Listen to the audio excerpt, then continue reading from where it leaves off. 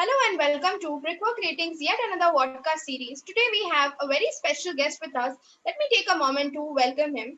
Today we have Mr. Pawan Gupta, who has 26 years of experience. He is the Chief Executive Officer at Muthoot Housing Finance. He has a very rich experience in terms of credit operations, strategy, business, sales, development, and a lot more. And he has worked with a lot of leading housing finance companies. So today we'll be learning and understanding a lot on how the housing finance sector has been doing. Sir, a very warm welcome to you. Thank you. So we'll start the session with understanding how is the sector doing right now? What are the challenges that the sector has been facing? Ria, the housing finance sector has been doing very well. The outlook is now extremely well. Of course, we had challenges during the COVID times when we had the phase one, right? That time everything came to a standstill practically, right? And this COVID-2 did not impact to that extent, right? So whether it was the organizations or the people, they learned how to deal with these extraordinary situations. And I would say this COVID basically helped in propelling the demand for larger houses, right? And more people now are looking at having a decent house because work from home has become a very common thing. So as far as the housing is concerned, I think things are really looking well. Uh, there is a lot of pent-up demand also, which we see all across. The good part about phase two of COVID was that there was not much of disruption as far as the formal sector was concerned. Like in COVID one, we had a lot of people losing their job, etc., which did not happen in the COVID two.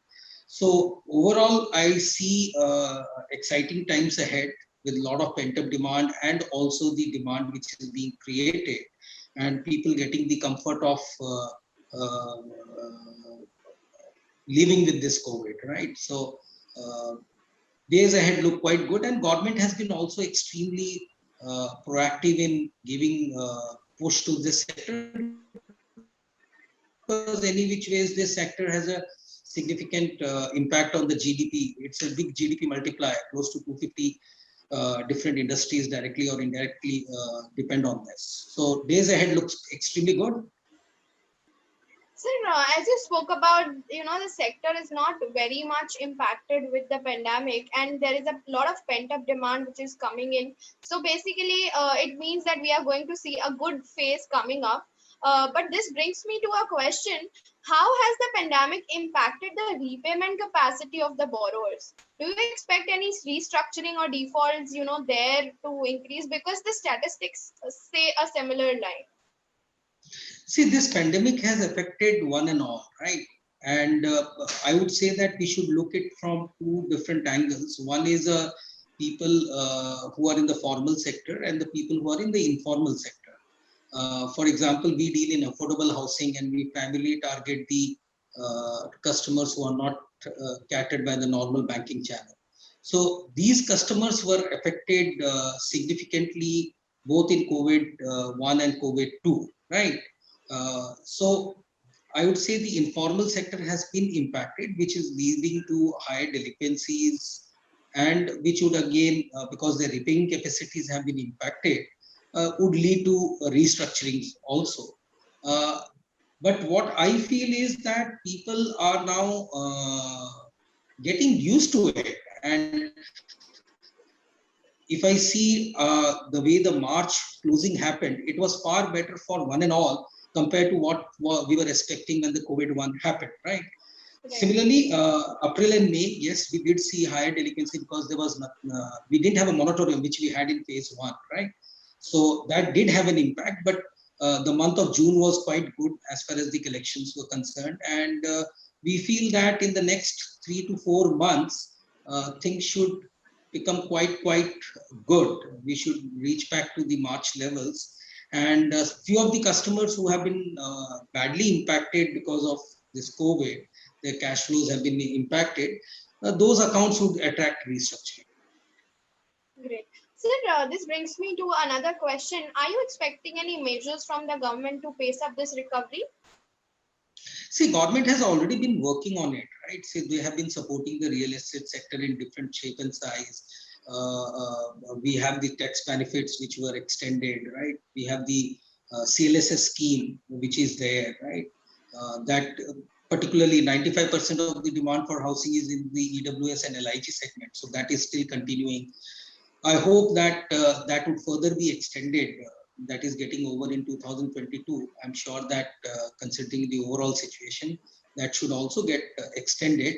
So governments have been very proactive on the real estate sector. If you see Maharashtra, they reduced the stamp duty, right? And that really propelled people to prepone their buying decisions, right?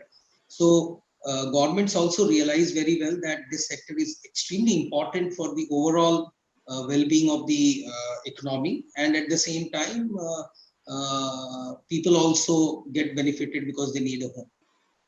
So since you spoke about the real estate, being somewhere stuck because of so many other factors, do you believe the stagnant prices of the real estate and the historically low home loan rates which are available at the moment are going to result in a higher demand for home loans sooner as the government has been proactive, or are you expecting any specific relief or any measure in terms of that demand to be pushed up?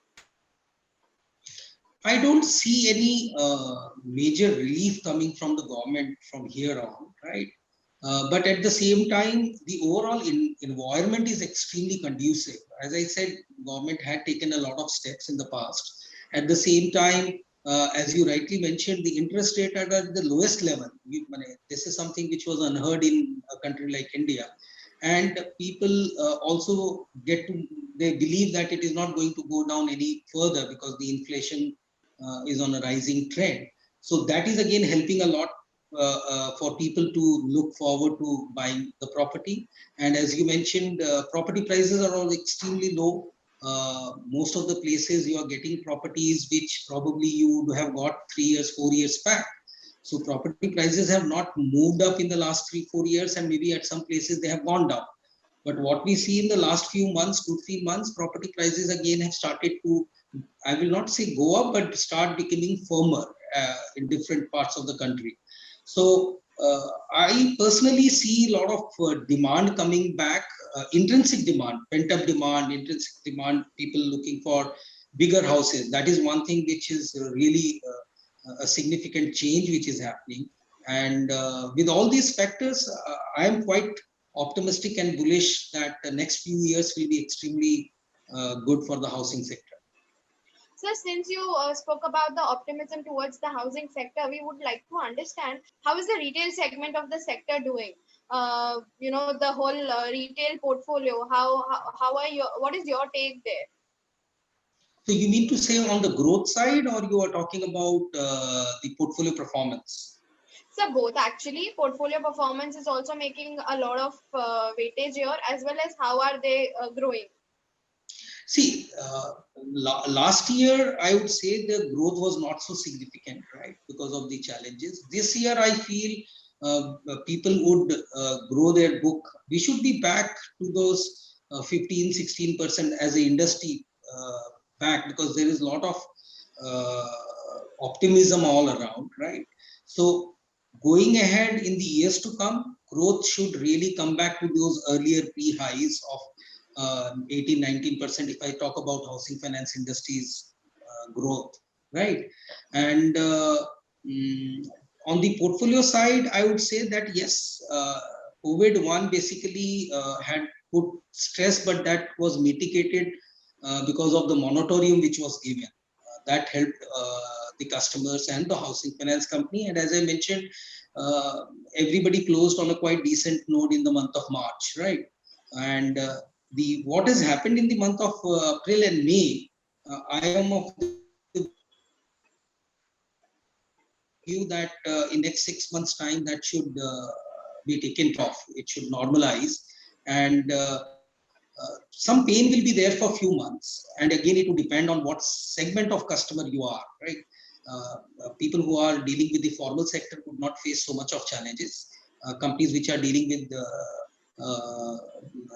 AWS and LIG customer segment of customer may face some challenges for some time, because it is not easy for them to go back and pay 3 installment, 4 installment at one go.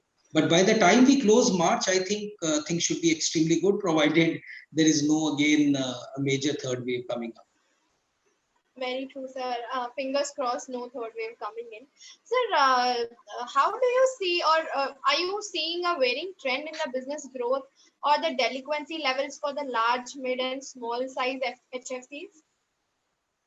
See, one thing is getting clearly demonstrated, that larger will grow at a much faster pace, because the inclination, they have much more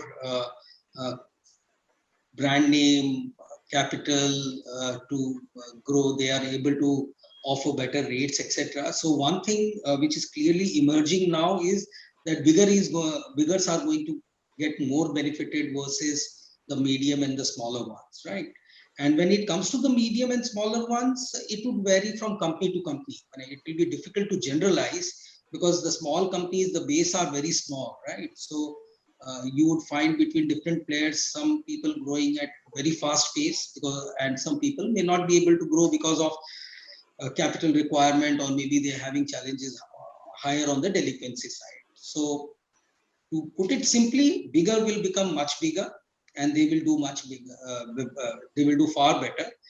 As far as the mid and small are concerned, there would be distortion. You would see some people doing extremely well and some people not doing well.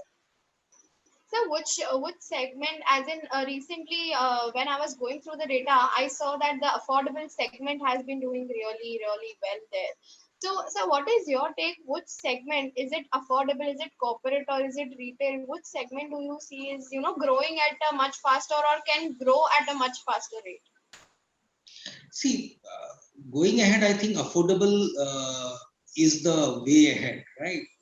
Considering the fact that, as I mentioned, 95% of the home loan requirement is in the EWS and LIG segment.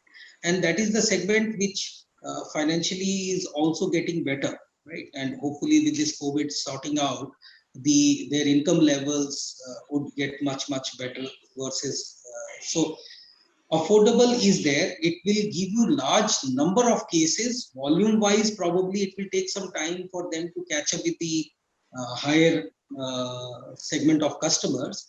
But number of loans which we do on the affordable housing will be at much faster pace than the larger loans. So the way, and that is why you see, whether it is the small company, housing finance companies, or even the larger one, everybody is now focusing more towards the affordable. True, true. Sir, thank you so much for giving us so much of insights. We look forward to meeting you in person as well as knowing a lot more in our future, similar such sessions. Thank you on behalf of Brickwork Ratings as well as on my behalf. It was a great, great, great knowledgeable session. Thank you so much. Thank you, Ria. It was extremely nice talking to you. Thanks. Take care.